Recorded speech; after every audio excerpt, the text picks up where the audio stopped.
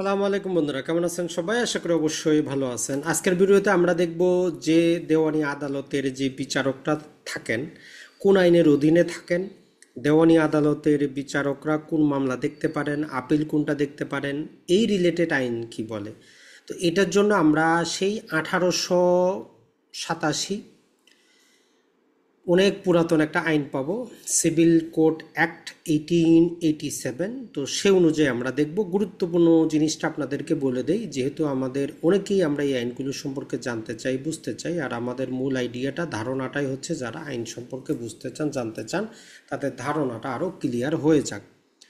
তো বন্ধুরা, সর্বপ্রথমেই যদি আমরা এই যে আমাদের যে সিভিল কোডস অ্যাক্ট 1887, এই আইনের মধ্যে অনেকগুলো ধারা আছে। মূল কাজের জিনিসটা, মূল ধারাটা আমরা বলে দিই। তো সেখানে আমাদের সর্বপ্রথম যদি আমরা দেখি, 3 নম্বর ধারা আমাদেরকে বলে যে ক্লাসিফিকেশন অফ সিভিল কোড।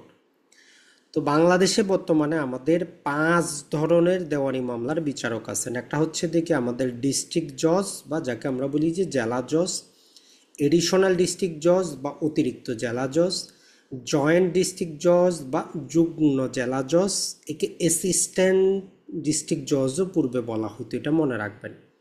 এরপরে সিনিয়র অ্যাসিস্ট্যান্ট জজ এবং অ্যাসিস্ট্যান্ট জজ, সহকারী জজ। এই 5 প্রকারের বিচারক আছেন দেওয়ানি মামলা জন্য। তবে আমরা এদের মধ্যে 3 জনের কাছেই দেওয়ানি মামলাগুলো দায়ের করি। তাই এরা নিয়োগ পান কিভাবে? বাংলাদেশ জুডিশিয়াল সার্ভিস কমিশনের মাধ্যমে পরীক্ষা দিয়ে সেখান থেকে তারা নিয়োগ পান একজন সহকারী জজ হিসাবে। এই সহকারী জজ থেকেই পরবর্তীতে ম্যাজিস্ট্রেট ট্রান্সফার করা হয়, এটা মনে রাখবেন। আর যখন যারা দেওয়ানি মামলা দেখেন তাদেরকে আমরা এক প্রকার নামে বলি। একই ব্যক্তি যখন ফৌজদারি মামলা দেখেন, যেমন ডিস্ট্রিক্ট জজকে আমরা দায়রা জজ বলি ফৌজদারি মামলার জন্য, এটাও মনে রাখবেন। তো এটা আমরা অনেক অন্য ভিডিওতে আলোচনা করেছি। আজকে জাস্ট এতটুকু জানলেন যে আমাদের দেওয়ানি আদালত আইন 1887 3 নম্বর ধারা অনুযায়ী 5 প্রকারের বিচারক আছেন। এইটা আমাদের জন্য গুরুত্বপূর্ণ। কতজন বিচারক থাকবেন? মানে একটা জেলার মধ্যে 1জন থাকবেন, 2জন থাকবেন, না 20 জন থাকবেন সহকারী জজ? এইটা কি করা হবে? 4 ধারা বলতেছে যে এটা পরবর্তীতে গভর্নমেন্ট ডিসাইড করবে কতজন করে থাকবে। তো 4 ধারা, এর চাইতে বেশি আর আমাদের দরকার নাই। এরপরে যদি আমরা দেখি, আমাদের জন্য গুরুত্বপূর্ণ যে জিনিসটা সেটা হচ্ছে যে আমাদের যে ডিস্ট্রিক্ট জজ, এই যে 5 জন বিচারক বললাম, এই বিচারকের মধ্যে 9 ধারা বলতেছে যে প্রশাসনিক ক্ষেত্রে জেলা জজ হবেন সর্বোচ্চ, তার অধীনে বাকিরা কাজ করবেন। অর্থাৎ এটা হচ্ছে প্রশাসনিক কন্ট্রোল, তার অধীনে তারা কাজ করবেন।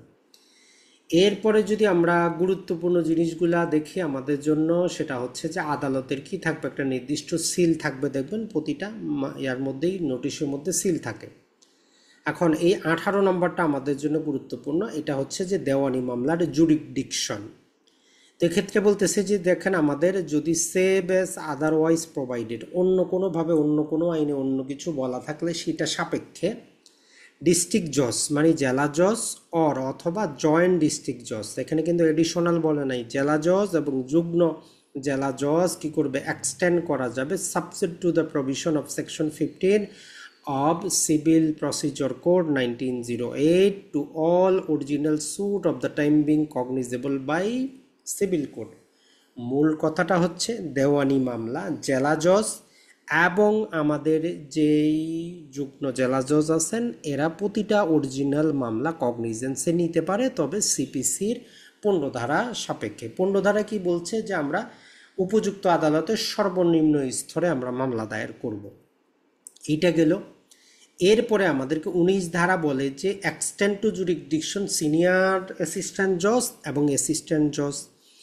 এখানে বলে যে সেভ অ্যাজ আদারওয়াইজ প্রোভাইডেড, অন্য কোনো কিছু আইনে কিছু বলা থাকলে সেটা থাকে সাপেক্ষে, এনি অ্যাক্টমেন্ট থাকলে। এইখানে যেটা বলতেছে যে একজন সিনিয়র অ্যাসিস্ট্যান্ট জজ এবং অ্যাসিস্ট্যান্ট জজ shall not exceed to suit which value does not exceed 25 lakh টাকা or 15 লাখ টাকা। মূল কথাটা হচ্ছে একজন সিনিয়র অ্যাসিস্ট্যান্ট জজ 25 লাখ টাকার বেশি মামলা বিচার করতে পারবেন না। উনি 25 লক্ষ টাকা পর্যন্তই মামলার বিচার করতে পারবেন, 1 টাকা থেকে নিয়ে 25 লক্ষ টাকা পর্যন্ত। এরপরে সহকারী জজ যিনি আছেন উনি 1 টাকা থেকে নিয়ে 15 লাখ টাকা পর্যন্তই মামলার বিচার করতে পারবেন। এখন 18 আর 19কে যদি আমরা একসাথে রাখি, সাথে দেওয়ানি কার্যবিধির 15টাকে যদি রাখি, আমাদেরকে বলে যে 15 লাখ টাকা পর্যন্ত হইলে সহকারী জজ আদালতে মামলা দায়ের করব। 25 লাখ টাকার বেশি মানে 15-র বেশি 25 পর্যন্ত যদি ভ্যালু হয় তাহলে সহকারীর পরিবর্তে সিনিয়র সহকারীর কাছে দায়ের করব। আর 25 লাখের যখন বেশি হবে তখন আমাদের 18 বলে যে আমরা কি করব, আমরা যুগ্ম জেলা জজের কাছে দায়ের করব। এখন বলবেন কেন জেলা জজের কাছে করব না? কারণ ওই যে 15 ধারা বলে দিচ্ছে যদিও জেলা জজ কগনিজেন্সে নিতে পারে কিন্তু ক্ষমতা সম্পন্ন নিম্ন স্তরে দায়ের করতে হবে। 15 পর্যন্ত সহকারী, 25 পর্যন্ত সিনিয়র, 25-এর বেশি হইলে আমরা যুগ্মের কাছে করে দেব। তাইলে জেলা জজ পর্যন্ত যাওয়ার কোনো দরকারই নেই। তাইলে জেলা জজ কেন আছেন? উনি আছেন আপিল দেখার জন্য, এইটা মনে রাখবেন। এখন যদি আমরা 20 আর 21 এই দুটাকে যদি একসাথে আমরা কম্বাইন করে নিই, কারণ আইনের অনেক ভাষা থাকে, 20 আর 21কে যদি আমরা কম্বাইন করে নেই সেক্ষেত্রে মূল জিনিসটা যেটা হচ্ছে যে সহকারী জজ, সিনিয়র সহকারী জজ এরা যেই কোনো প্রকার যখন জাজমেন্ট দিবেন আমরা জেলা জজের কাছে যাব। আর যিনি যুগ্ম জেলা জজ উনি যদি 5 কোটি টাকা পর্যন্তই মামলা যদি হয় সেটাই শুধু জেলা জজের কাছে যাবে। 5 কোটির বেশি হইলে হাইকোর্টে আপিল দায়ের করতে হবে। তাহলে 19 আর এই যে আমরা 20 আর 21 দুইটাকে কম্বাইন করে আপনাদের জন্য সহজ করে দিলাম। সেটা হচ্ছে কি, যখনই 5 কোটি টাকা পর্যন্ত থাকবে জেলা জজের কাছে আমরা যাইতে পারবো, আর 5 কোটির বেশি হইলে আমাদেরকে হাইকোর্টে যাইতে হবে। তাহলে সহকারী জজ হইলে আমরা জেলা জজের কাছে যাব মাত্র 15 লাখ, সিনিয়র সহকারী হইলেও আমরা জেলা জজের কাছে যাব মাত্র 25 লাখ। আর যুগ্ম জেলা জজ যখন 5 কোটি পর্যন্ত মামলা বিচার করবেন তার আপিলটা আমরা জেলা জজের কাছে যাইতে পাবো। 5 কোটির বেশি হইলে আমাদেরকে হাইকোর্টে যাইতে হবে।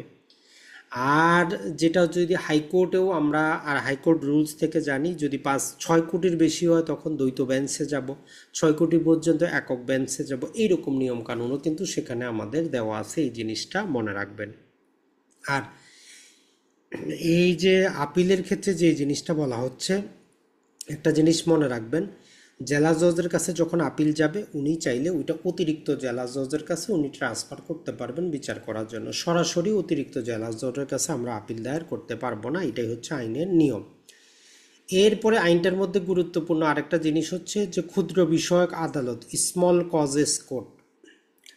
তো এই স্মল কজের কোর্টের বিচারক কারা? তো এখানে বলতেছে আমাদের এই যে সহকারী, সিনিয়র আর যুগ্ম এরা তিনজনও ওই স্মল কজেস যে কোর্ট অ্যাক্ট আছে আমাদের 1800 যদি আমরা দেখি 1887 এর অধীনে এরা তিনজনই বিচারক হবেন। তবে এখানে কন্ডিশনটা হচ্ছে যদি 25,000 টাকা পর্যন্ত হয়, 25,000 টাকা পর্যন্তই কিন্তু স্মল কজেস কোর্টের কিন্তু জুরিসডিকশন। যদি 25,000 টাকা পর্যন্ত হয় তা আমরা প্রথম থেকে নিয়ে আসি। সহকারী জজ যদি হন, জাস্ট আমরা যদি দেখি যদি 6,000 টাকা পর্যন্ত হয় তাহলে সহকারী জজের কাছে আমরা মামলা দায়ের করব স্মল কজেস জুরিসডিকশনের ক্ষেত্রে।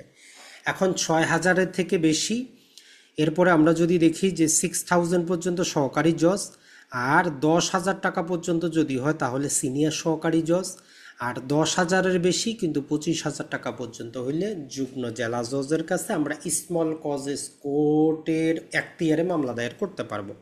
যেমন বাড়ি ভাড়ার টাকা, আরও ক্ষুদ্র বিষয়ক টাকা যেগুলো আছে স্মল কজেস কোর্ট যেগুলোকে রেকগনাইজ করে এগুলো আমরা করতে পারবো। তাহলে সহকারী জজে 6,000, সিনিয়র হইলে 10,000, আর 10-এর উপরে 25 পর্যন্ত হচ্ছে আমাদের যুগ্ম জেলা জজ। এই জিনিসটাই হচ্ছে আমাদের জন্য গুরুত্বপূর্ণ, মোটামুটি এটাই ছিল। আর একটা যেটা বলবো 38টা গুরুত্বপূর্ণ, যারাই এই যে জজ বিচারক আছেন এরা যদি ওই মামলাতে পার্সোনালি ইন্টারেস্টেড হন, তাদের কোনো স্বার্থ থাকে, তাদের কোনো আত্মীয় থাকে, পরিচিত থাকে কোনো মামলায়, তাহলে তারা ওই মামলাটা কি করবেন না, তারা ওই মামলাটা দেখবেন না। অথবা যদি আপিল করার ক্ষেত্রেও যদি কি হয় এরকম চলে আসে তখনও তারা ওই মামলাটা দেখবেন না। এরপরে যে আমরা দেখি সেটা হচ্ছে যে আরেকটা জিনিস যেটা হচ্ছে যে আপিলের ক্ষেত্রে যখন একজন সহকারী জজ একটা জাজমেন্ট দিয়েছেন, পাশ করেছেন, পরে তার প্রমোশন হয়ে সে গেল অথবা একজন যুগ্ম দায়রা জজ রায় দিয়েছেন, প্রমোশন হয়ে অতিরিক্ত জেলা জজ হইল, জেলা জজ তার কাছে ট্রান্সফার করলো, তখন উনি দেখবেন না, মানে নিজে যেটা পাস করছেন সেটা আর দেখবেন না। তাহলে পার্সোনাল ইন্টারেস্ট অথবা ব্যক্তিগতভাবে যদি উনি ওই রায়টা দেন, ওইটা আপিল উনি শুনবেন না। উনি কি করবেন, তখন তার ইমিডিয়েট বসকে জানিয়ে দিবেন যে এই সমস্যা, আমি এটা দেখতে পারবো না।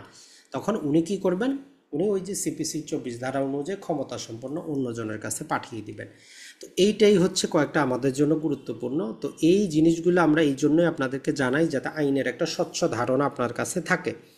তাহলে আমাদের দেওয়ানি মামলা যেগুলো আছে, এই দেওয়ানি মামলাগুলো আমরা সহকারী সিনিয়র যুগ্মের কাছে দায়ের করি। এদের পরবর্তী কাজ থেকে আমরা জেলা জজের কাছে আপিল করি। পেকুনারি ভেদে হাইকোর্টও আমাদেরকে যাইতে হয়। আর এই 6,000, 10,000, 25,000 টাকা পর্যন্ত স্মল কজেস কোর্ট এখতিয়ারে আমরা এই সহকারী সিনিয়র যুগ্মের কাছে দায়ের কিন্তু করতে পারি। আর একটা দেওয়ানি মামলা কিভাবে চলে, দেওয়ানি মামলার জন্য কত টাকা খরচ হয়, এই বেসিক নলেজগুলো আপনাদের কিন্তু থাকা প্রয়োজন। যদি না থাকে আমাদের ডিটেইল ভিডিও আছে, দেখে নেবেন। একটু সংক্ষেপে আমরা বলে দেই, যদি জায়গা জমির মামলা হয় তাহলে 2% হিসাবে ম্যাক্সিমাম টোটাল কস্টিং 46,000 টাকা আসতে পারে। যদি টাকার মামলা হয় ম্যাক্সিমাম 57,500 টাকা আসতে পারে। এর বাইরে আইনজীবীর খরচ আছে, নানা প্রকার প্রসেস ফি আছে, এগুলো কিন্তু মনে রাখবেন। তবে যদি আপনি মিডিয়েশন করে নেন, মিডিয়েশন স্তরে, এরিয়ার স্তরে, তাহলে কোর্ট ফিটা আপনি ফেরত পেতে পারবেন। এইটা কিন্তু মনে রাখবেন।